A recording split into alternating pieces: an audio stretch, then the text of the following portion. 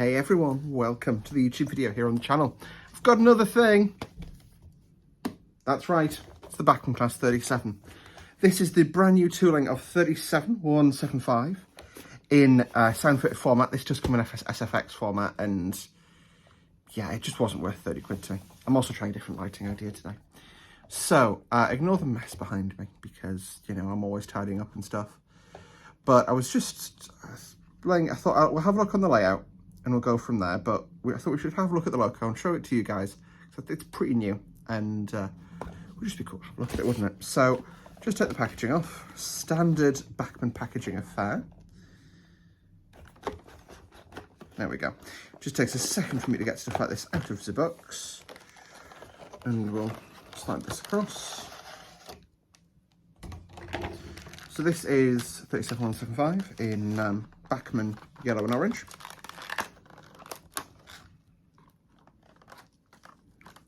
Ooh, this is fancy. I love this logo. Oh, this, yeah, I love the 37. I love the 37. Nothing, you know, cannot go wrong with a 37 in my opinion.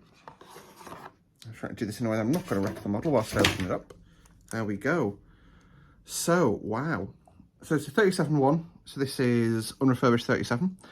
Domino head code box.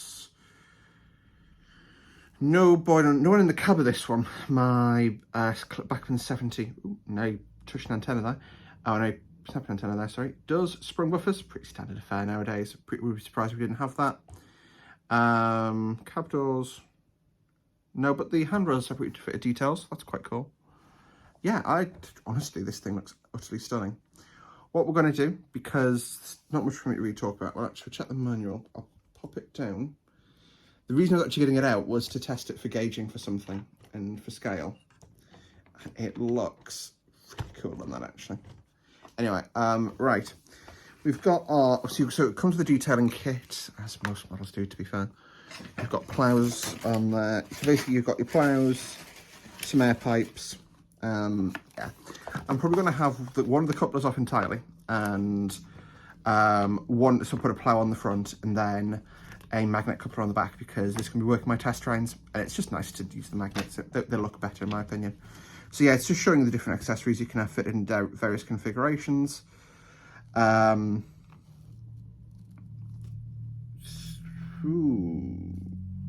so it has a 22 chip DCC, this, not a 21 pin, I think. No, it looks like a 21 pin. I'm not too sure actually. I'm going to pass on that, but yeah, so it's got a standard decoder. Options, yeah, that's that. Let's check the DCC options for this and see what those are. So, function 1, warm start. So you've got basically, okay, so if you press function 1 twice, it still looks good and fell at the start. That'd be quite cool. Test that. Function 1, on, off, on is cold start. So function 1 on, wait 2 to 4 seconds. Okay, function 1 on, wait 2 to 4 seconds. Then function 1 off. Let it prime for a few seconds, and then engine 1. So function 1, the engine will crank for approximately 10 seconds. Then some cylinders begin to fire, and the cranking fades out. So you get basically the yeah. You know the sounds.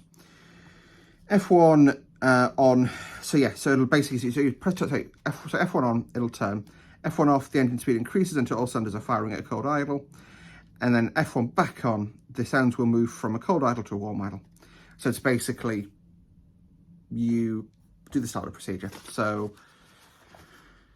in TSW, which is obviously the main other thing we do on this channel, seemingly, or in TS Classic, it's battery isolator, off, reverse it to neutral, and then that will start the priming sequence. You then let the engine prime, press the start button, that then starts the engine, and it's starting. It's what you're doing. So we've got function 2, which is brakes, function 3, single horn, function 4, double horn, function 5 is like engine mode, function 6 is coasting. So what that means is basically the engine sound effects drop, but the engine itself will continue to, so the engine sound effects go down, sorry, but the engine will continue making noise basically. So continue to travel around the layout, which is quite cool. Speed lock, same thing. Sound fade out, fade in, which is that flange squeal. So that is the sort of squealing, screeching noises you get as a train goes around a corner. It's got sensors for that, which is cool. Fan operation and noise, so we don't have that because we don't have the special effects. Function 11, buffering up. Function 12, coupling. Function 13, if it's stationary, you get the guards whistle together. Moving, you get jets going off. 14, you get wagon noises. 15, you get the high intensity headlight on. So by the looks of it, so this got directional lighting. So function 0 will be directional lights, but that'll only be the markers. And then, so generally, if you're shunting in a yard, you only use markers. Once you're out the yard and on the main line, you put the high intensity headlight on.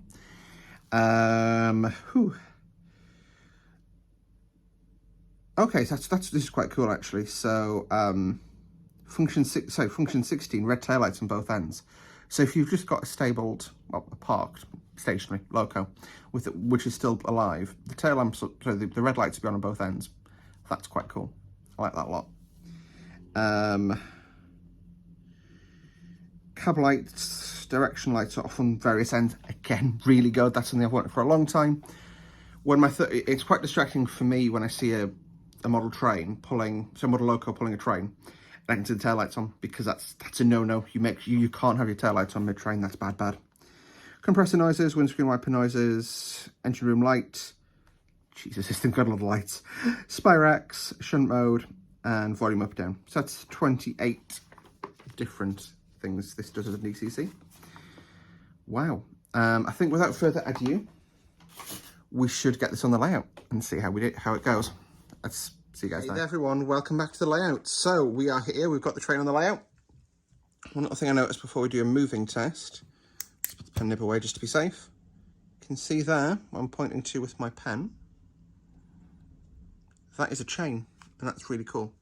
So what we have is a function 0, which is actually on this end, which is quite cool. So you can see function 0, the lights come on, they fade off. If we do it to this end, just for easiness, there we go. We'll do function 1. Well, actually, to be honest, basically, we're just going to say shunting the loco forward slightly. We'll do a proper run by in a moment. So we're just going to do a standard startup.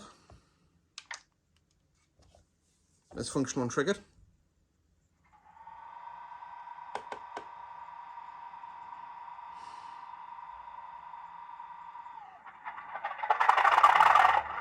There you go, so you had the primer, now you had the cranking.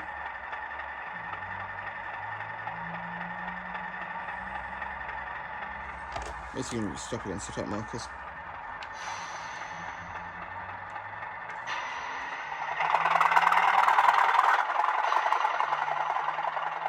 Quick one.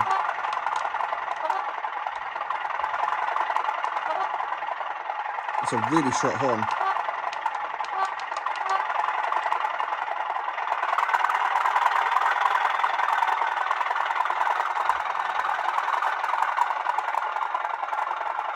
You can see I've literally just will rev. Okay.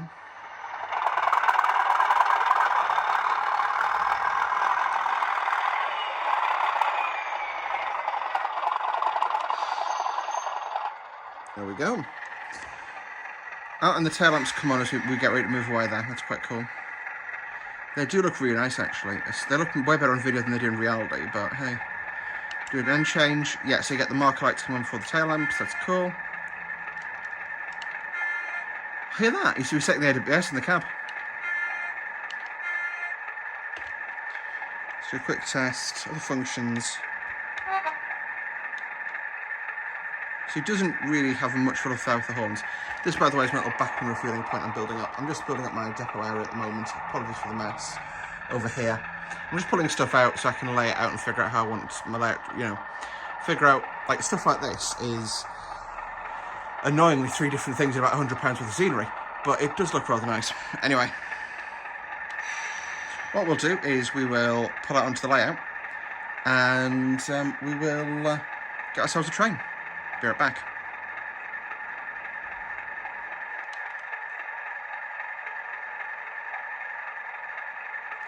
This is the annoying point where it doesn't actually pull away.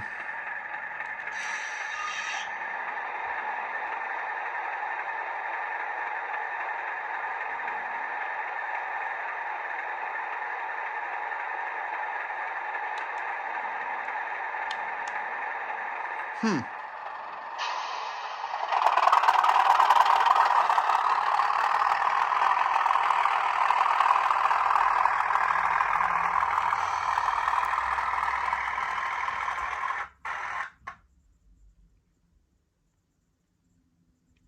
do great track laying. Hey folks, welcome back. So, we've done a shunt move. We're now setting the light engine on the main line. And I thought what we could do is do a max performance pull away. So I'm just going to open the throttle fully up.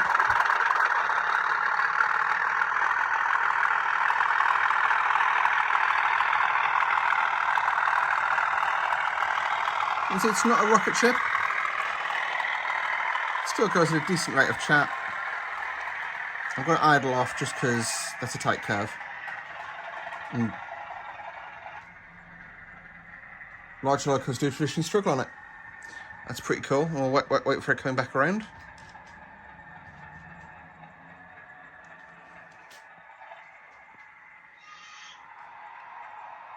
That's some fine squeal happening. I've just noticed a bit of detritus in the track.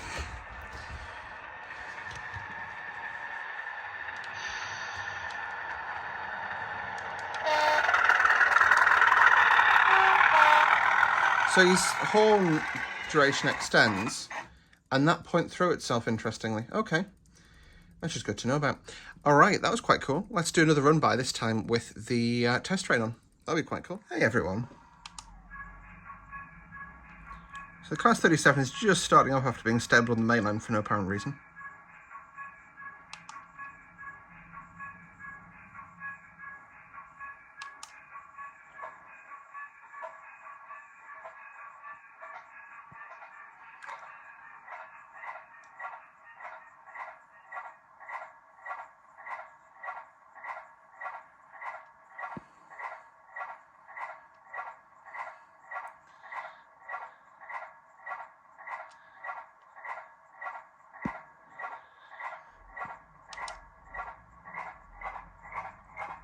This is cool.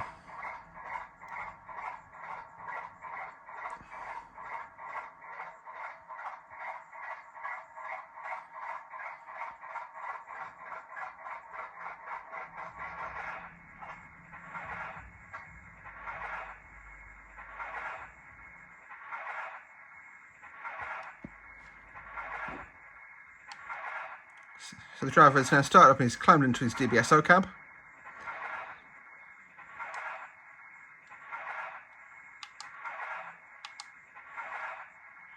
So there's some of the commands, because the DBSO is on the same address as the loco, which I would change in the fullness of time, but for now there's no point in me changing it.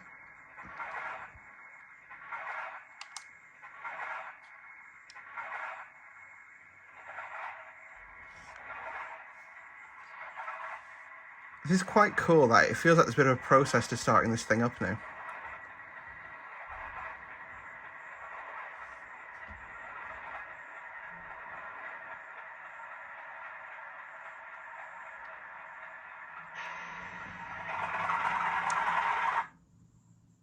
Oh, great. And there we go, moving away. Real quick. You can see there's a slight collision there, but that's fine.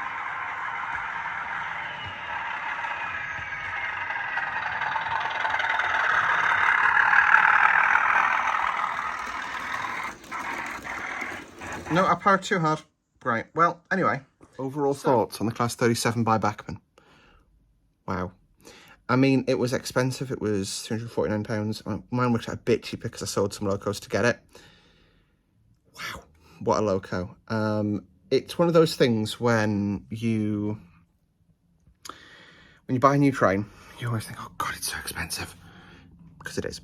But also, to be honest, this is pretty awesome. So, price point wise, I'm fairly sure my Kira Scale 92 works out about the same. One of the more expensive choices. Thing is though, right, that was $350. These, out the box, are $360. Okay, there's two of them, but I've got to shell out another 250 quid to put sound chips in those.